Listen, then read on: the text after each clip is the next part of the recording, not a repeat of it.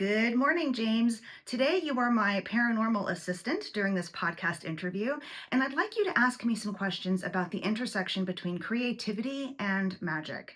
And let's have an ongoing conversation about all the ways these two disciplines can inform each other and turn us into better people. For sure.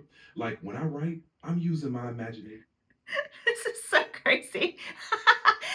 This AI is telling me about his writing process, which I find hilarious. There's a lot of talk right now about the use of AI in writing and the use of AI in creativity, and how people actually want the AI to take away the annoying parts of life and let us continue to be creative.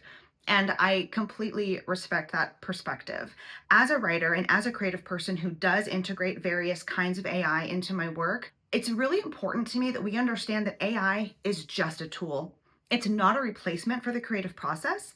It's not a replacement for imagination and caring and giving a shit about something, because the best art, whether that's digital art or writing or any kind of performance, the best art comes from something that we innately give a shit about, something that we want to say to the world, something that we feel compelled and called to create and make. Sometimes I think about the stories that I have written in the past and how strange they are. And I've gotten a lot of questions, and I think every creative does, about, where do your ideas come from? And why did you choose to talk about the occult in your family when your family is definitely full of Christians? And for those who don't know what I'm talking about, I wrote a series of urban fantasy books called the Rest in Power Necromancy series, which is very loosely based on people from my family. But the fact of the matter is, creating is how I dissect my universe. It's how I make sense of my world. And it's how I figure out how I feel and what I believe about things. And I think very, very deeply about that. What are my opinions? Should I challenge those opinions? Are they still accurate today? Have I evolved over time? And when I am creating something new or I am revising something, I'm constantly thinking about not just my worldview, but how my portrayal of the world is going to affect the person on the other end of the receiving process. So, that person that's reading my book or watching a video, how is my perspective going to potentially shape them for better or for worse? And the reason I'm thinking about that isn't because it's going to change how I create. I still have the same story to tell, whether or not I think you're going to like it or whether or not I think you're going to vibe with it. But the fact of the matter is, I'm creating for someone else. I don't create just in a vacuum for myself. I'm sure there are people who do that, and I'm sure they get a lot of pleasure and satisfaction out of that. But for me, creating is about sharing myself with the world. And so I say all of that to say, I'm not afraid of AI taking over, because they don't have a soul to share. Now, that doesn't mean that they can't make cool pictures. And it doesn't mean that every once in a while they can't write a really riveting paragraph, because they can do these things in small measure. Just like I can accidentally write a verse to a song that's an absolute banger, even though I have no experience as a songwriter, right? There's that old saying, like, even if you give a monkey enough time, it can bang out a great novel. That's kind of how I feel about AI.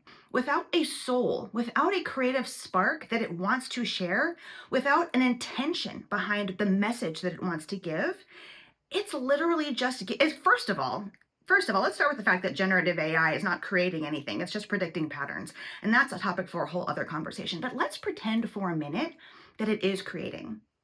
It's only creating something that it thinks you will like. It's only basing what it creates on your prompt and what it has seen. It's just imitating. It's just mimicking. It's just regurgitating.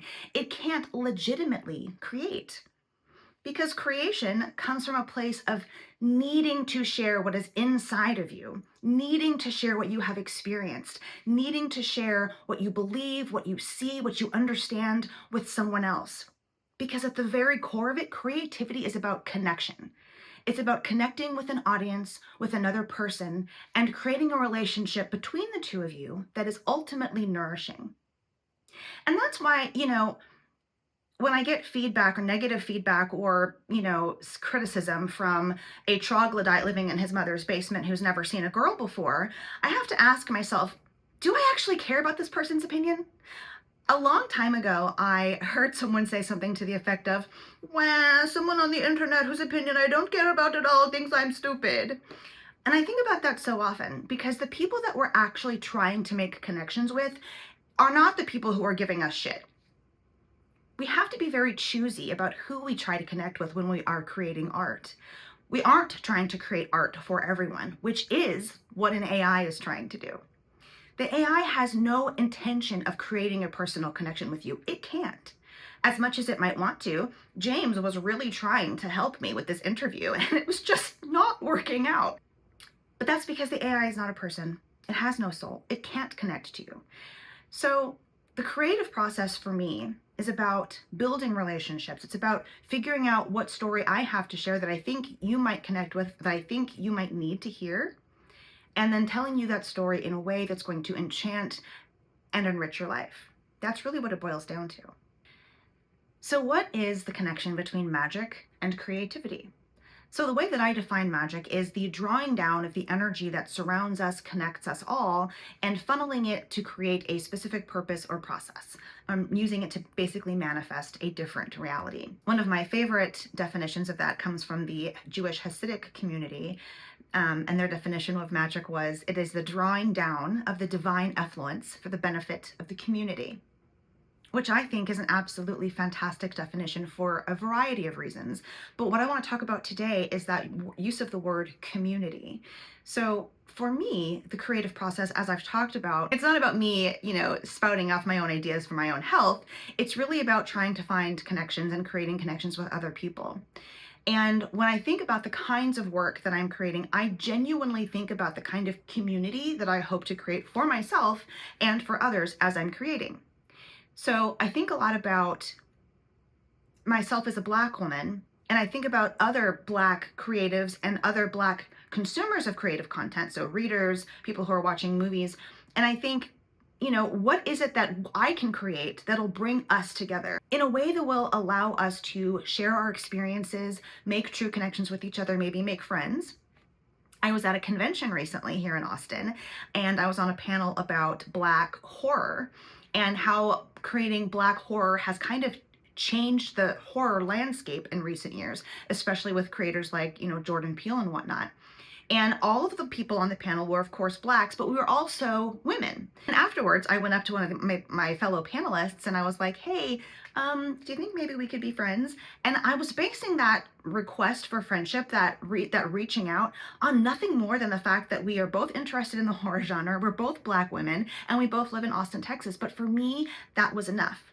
That was enough of a basis to want to reach out to connect with someone, because those things probably mean that we share a lot of common experiences also. And that is a wonderful way to kind of start building community, is finding people that you share things in common with, that you have common problems that you might need to solve, or problems that you have had in the past that you do know how to solve, and now you can share solutions. So, and when we're talking about magic, that's kind of the point, right? We're trying to solve a problem, or we're trying to manifest a new reality because the reality that we're dealing with is just not vibing. So that relationship between magic and creativity is all about refusing to let reality as it is be the only thing that exists. Like, there has to be something better out there. And so whether that comes from an inner world that I create and I manifest within myself and then I share it with you, or whether it starts somewhere out here and I draw it in, funnel it, and then share that, it's all the same thing. And I think that that's really interesting, and it's really liberating, and it's really fun. And I find, working with magic and being a creative person, those things inform each other so well and have made me a better person as a result of it. I'm constantly seeing myself evolve in my art. I'm constantly seeing myself evolve in how I react to the world and how I am in the world. And all of that is a result of being a person who is focused both on her creative pursuits and on her magical existence. So those are my thoughts about creativity, magic, community, all that good stuff. And I hope that you will join me again for another conversation soon. And until then, I will see you on the other side.